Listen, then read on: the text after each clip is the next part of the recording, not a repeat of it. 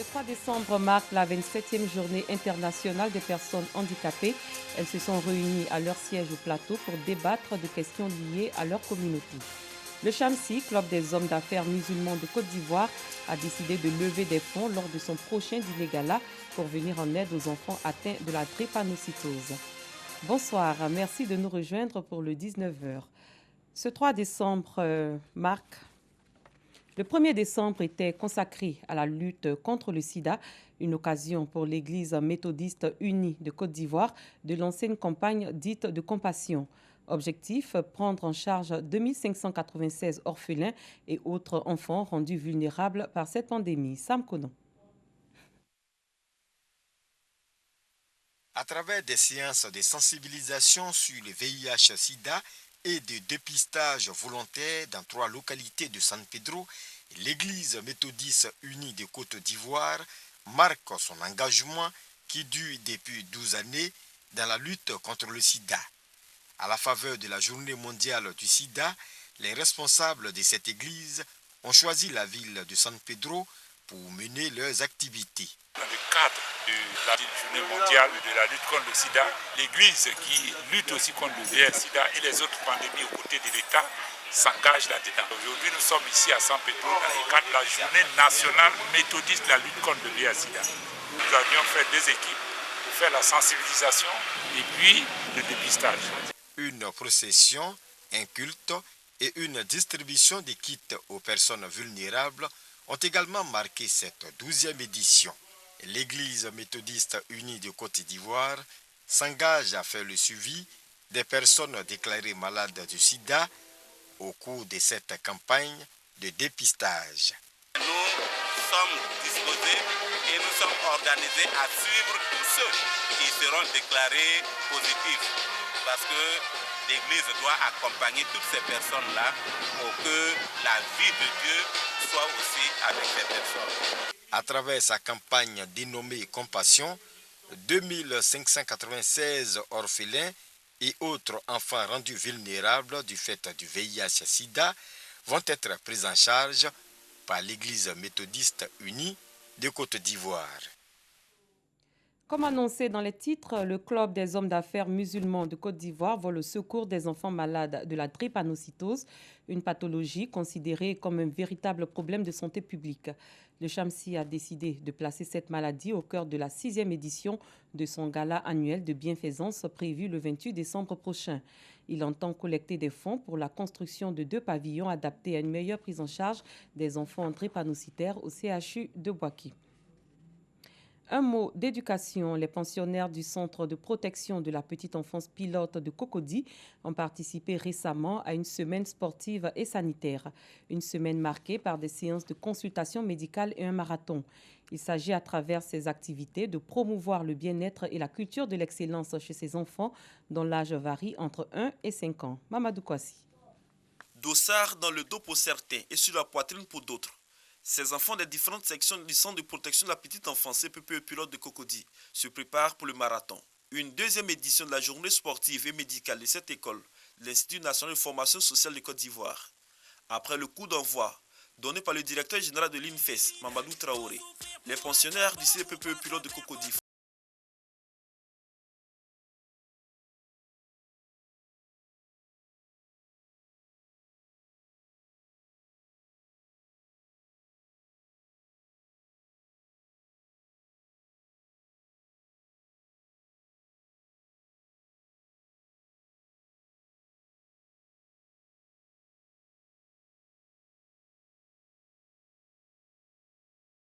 sportive qui intéresse bien ces enfants dont l'âge varie entre 1 et 5 ans, ainsi que leurs parents.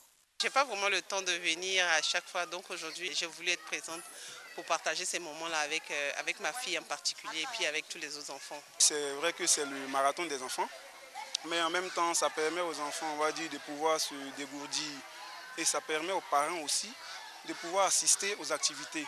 Cette activité sportive est devenue une tradition désormais au sein de l'Institut national de formation sociale, INFES. Qui parle de sport, parle de santé.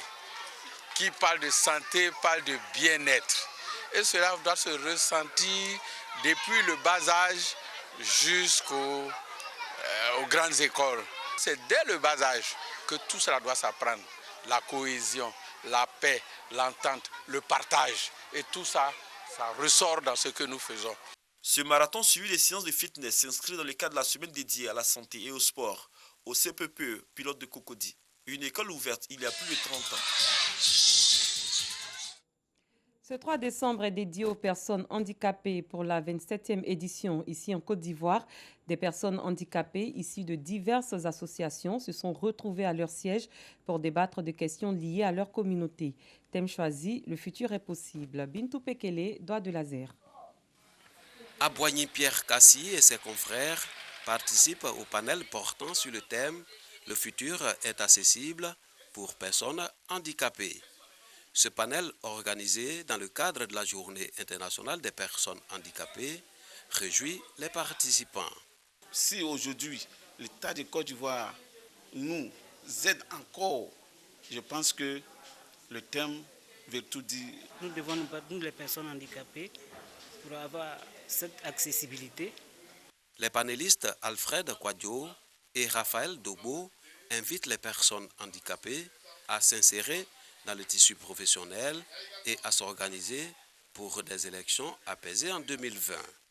Notre pays, par la grâce de Dieu, a les fondamentaux qui devront permettre, si les choses sont bien faites, pour que les personnes handicapées de Côte d'Ivoire, dans le futur et dans un avenir très proche, puissent mieux goûter aux fruits de l'émergence.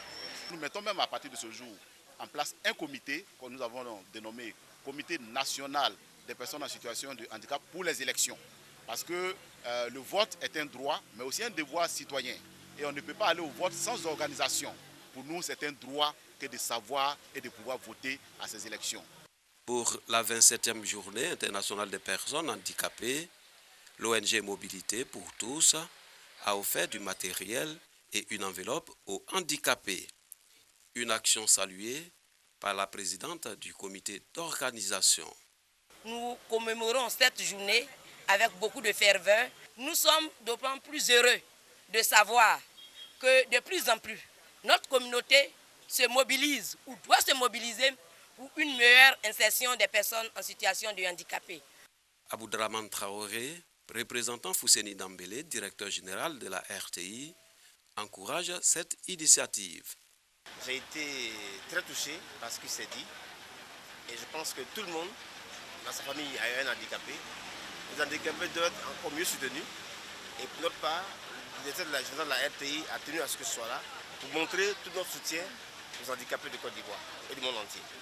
Les festivités de la Journée internationale des personnes handicapées se dérouleront jusqu'au 13 décembre prochain pour les 3 millions de handicapés que compte le pays. Parlons autonomisation de la femme pour aider celle de Grand Lao à se prendre en charge financièrement. Akasaye Lazare, cadre de cette localité, leur a fait un don important.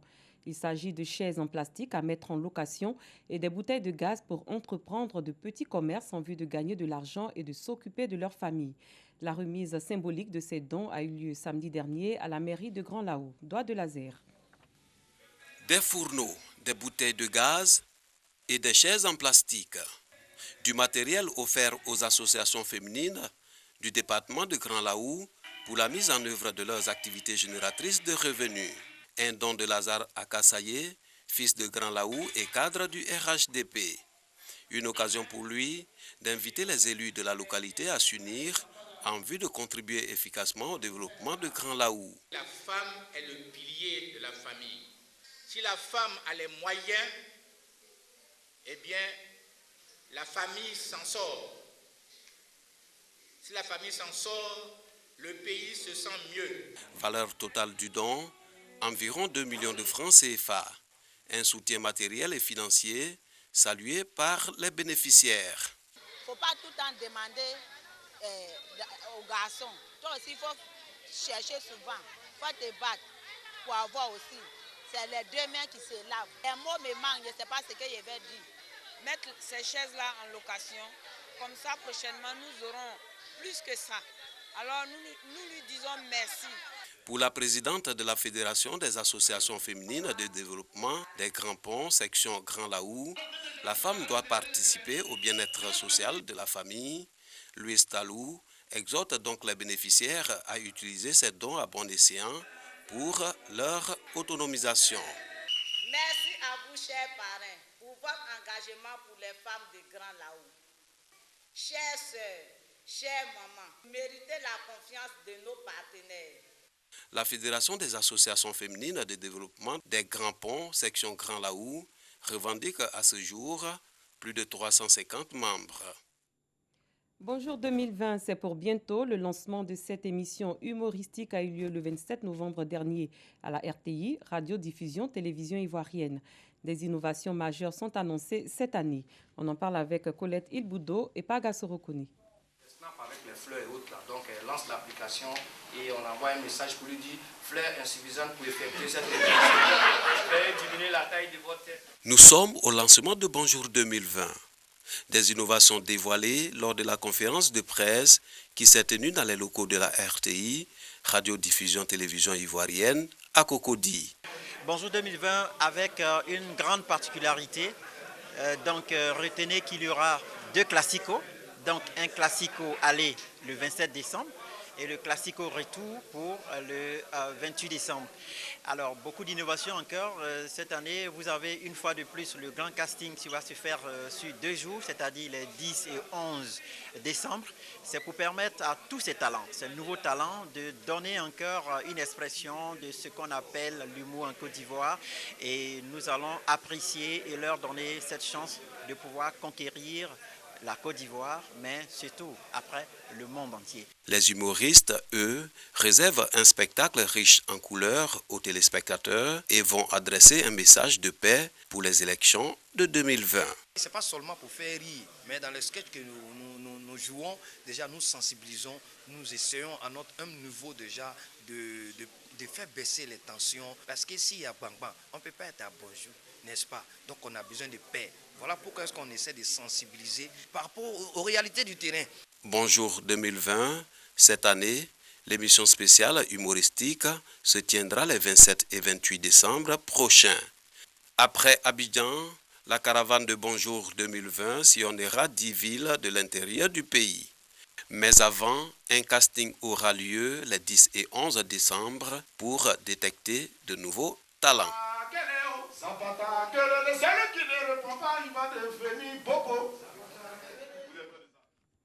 Le rideau est tombé ce samedi sur l'Abissa 2019 avec le renversement de l'Edongolais et la cérémonie de l'Eoudolé dimanche 1er décembre. Toute la communauté Nzima Kotoko est venue présenter ses vœux au roi. Sa Majesté Amontanoé en a fait de même. Victorien Angwa. Fin de l'Abissa ce samedi 30 novembre 2019. À partir de 21h, c'est la cérémonie de procession de fin de la période de l'Abissa. Dimanche à 2h du matin, c'est l'Eoudolé, où la cérémonie de le revoir a affranchi la divinité du pardon de l'Abissa. Une cérémonie qui se déroule hors caméra jusqu'au renversement des tam-tams, suivie de la cérémonie de purification du peuple. Bain de purification aussi du roi. Le départ pour la cérémonie du Boakezo a lieu autour de 8h. Il est de retour vers 11h. Sa Majesté Amontanoé a été purifié à la suite de son bain annuel. Il peut rentrer dans le nouvel an sans souillure. Justement, toute la communauté est sur la place de l'Abissa dans l'après-midi pour présenter ses vœux au roi. Et cette année, vous voyez, la ferveur, l'enthousiasme, je crois qu'il est important que l'Nzima Kotoko retienne ce message. Le peuple est donc heureux d'avoir terminé l'Abissa et le peuple est dans la réjouissance qui suit l'Abissa. Réciprocité oblige, Sa Majesté adressera quelques mots à ce sujet et au peuple ivoirien. Le roi et son peuple se sont parlé ce dimanche. Pardon et cohésion sociale étaient au menu.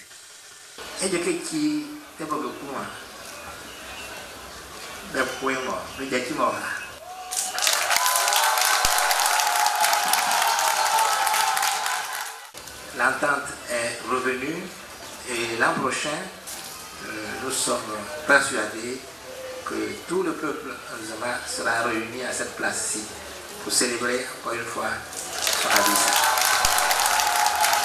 C'est ce que nous souhaitons pour l'ensemble du pays, l'ensemble des populations ivoiriennes. Bonne et heureuse année à tous les Nzema Kotoko, au roi et à la reine-mère et aux différents chefs et reines-mères des communautés et villages. Cette édition est à son terme. Merci de votre fidélité. Très bonne soirée. À très bientôt.